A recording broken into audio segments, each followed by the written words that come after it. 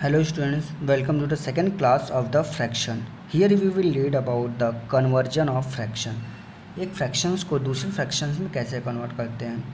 As you know that what is mixed fraction, you know in previous class beta what is improper fraction, आपको पता है mixed fraction क्या होता है. Mixed fraction is the mixed fraction is the sum of whole number and a proper fraction. And improper fraction क्या होता है, a fraction which numerator is greater than denominator is known as improper fraction. Okay तो याद रखिएगा. Firstly ये जो conversion होता है बेटा मिक्स्ड, ये कन्वर्जन मिक्स टू इम्प्रॉपर और इम्प्रॉपर टू मिक्स. याद रखिएगा बेटा mix fraction is always converted into improper fraction. याद रखिएगा मिक्स फ्रैक्शन कभी भी प्रॉपर फ्रैक्शन में कन्वर्ट नहीं होता है. Mixed fraction is always converted into improper fraction. Okay, so here is the formula. Suppose that अगर कोई mixed fraction है, यहाँ पे p आपका क्या है, p आपका होल नंबर है, q अपन r आपका प्रॉपर फ्रैक्शन है.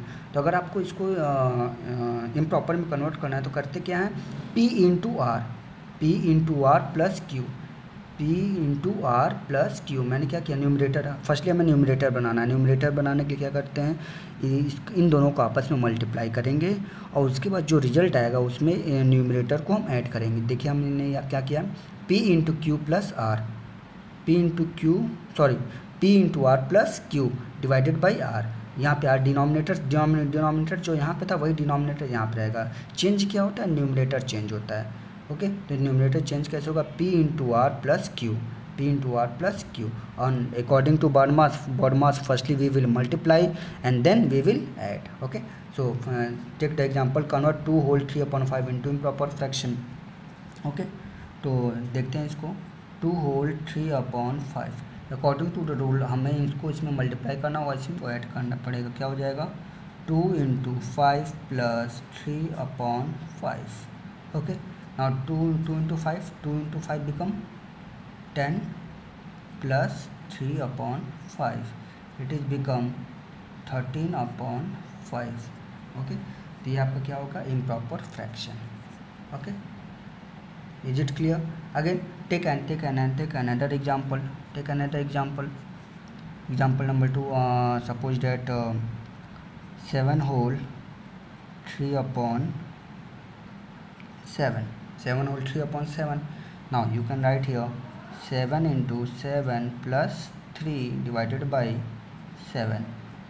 7 into 7 49 plus 3 divided by 7. 49 plus 3 it become 52/7. That is your answer. Okay, is it clear. Again next question है आपका, नेक्स्ट टॉपिक है आपका conversion of improper fraction to mix fraction. यहाँ पे आपने पढ़ा था कि मिक्स को इम्प्रॉपर में कन्वर्ट कैसे करेंगे. How we will convert mix fraction into improper fraction. Here is the formula for how we will convert improper fraction to the mixed fraction. Here is the formula. अब improper fraction होता क्या है, इस form में होता है, numerator upon denominator के form में होता है. तो n आपका न्यूमरेटर है, d डिनोमिनेटर है. अब इसको हमने कन्वर्ट किया है q into Q whole r upon d. अब यहाँ पे याद रखिएगा बेटा ये q क्या है, कोशेंट है, r is the remainder and d is the divider. Actually हम करते क्या है बेटा, यहाँ पे जो न्यूमरेटर और डिनोमिनेटर इसको हम डिवाइड करते हैं. डिवीजन सबको आता है. जब भी आप दो नंबर्स को डिवाइड करते हो तो then you will got some reminder, some question और सम और divider is given in the question. Okay so we can solve it here. Firstly 29/8. Okay rough में आप रफली आप कहीं भी कर सकते हो. 29 को 8 से जब आप डिवाइड करोगे यू विल गॉट 8 3 टाइम जाएगा 24 and you will got here 5 is the reminder. Okay 5 is the reminder you will got. तो अब इसको आप क्या लिख सकते हो, according to the rule firstly क्या होना चाहिए, question. Q is the question क्या है, what is the question, 3 is the question. Okay ना देन न्यूमरेटर में क्या होना चाहिए, reminder is 5 and denominator D. ये क्या है, what is D is the divisor क्या था यहाँ पे 8, यहाँ पे आ गया आपका 8. तो अगेन आपको you can cross check it. आप इसको चेक करो, आपका ये आना चाहिए 8 into 3 24 and plus 5 29/8. Okay, similarly you can take another example just like that. 25/3. Take it 25/3 again आप जब 25 को 25/3 you will if you will do 25/3 then कितने टाइम जाएगा ये 8 टाइम जाएगा. It will 24 and remainder is 1. Okay, so you can write here what is the question 8, what is the remainder 1, and what is the divisor 3, and you can cross check it 8 into 3 24 plus 1 25. This is your answer. Okay, so you can focus it here and you can do it in a better way. Okay, now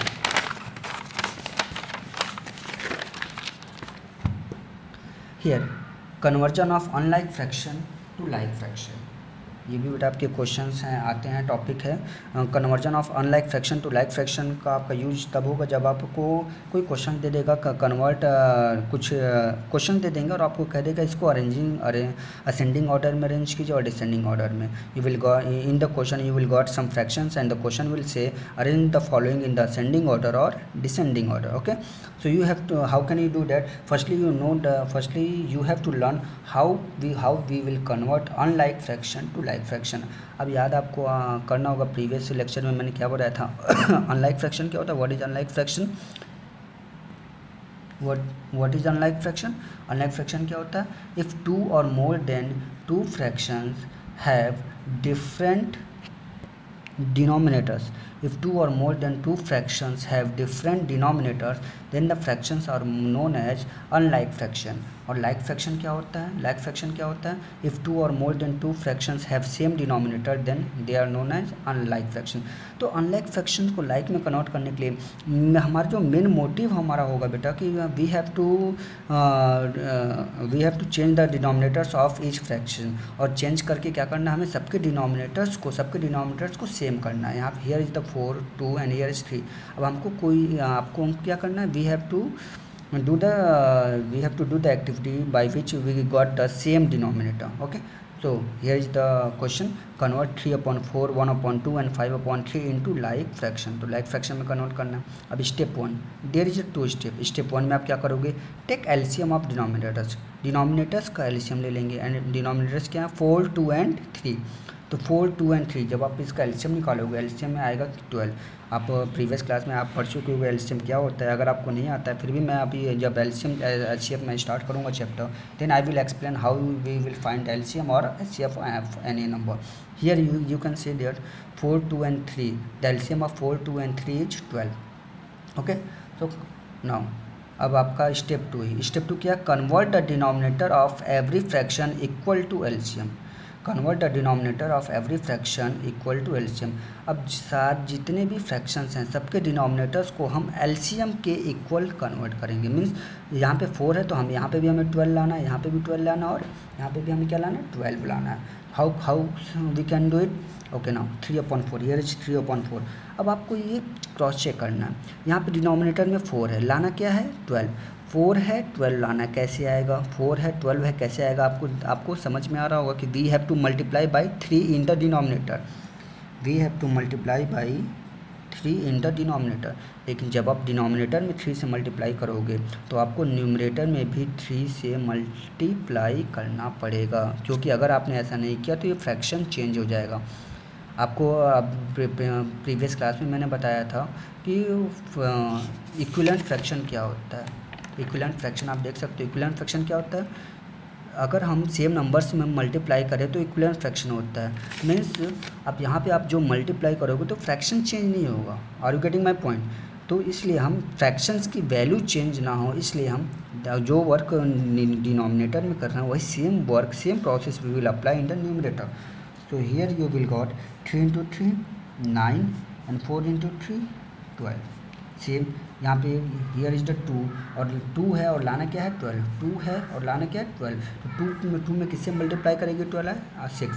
तो numerator में भी हमें 6 से multiply करना होगा, denominator में भी 6 से मल्टीप्लाई करेंगे. 6 into 1 6 and 2 into 6 12. Okay, same here is in the denominator here is 3 and we have to make it 12, so we will multiply by 4. So numerator में भी 4 से मल्टीप्लाई करेंगे. 3 into 4 and you will got 5 into 4 20 into 12. Okay, अब ये सारे fractions क्या हो गए? So like like fractions are, like fractions क्या हो जाएंगे आपके 9/12, 6/12 and 20/12. Okay, so this is your complete concept of exercise 4.1, and in the homework you have to complete exercise 4.1. Thank you.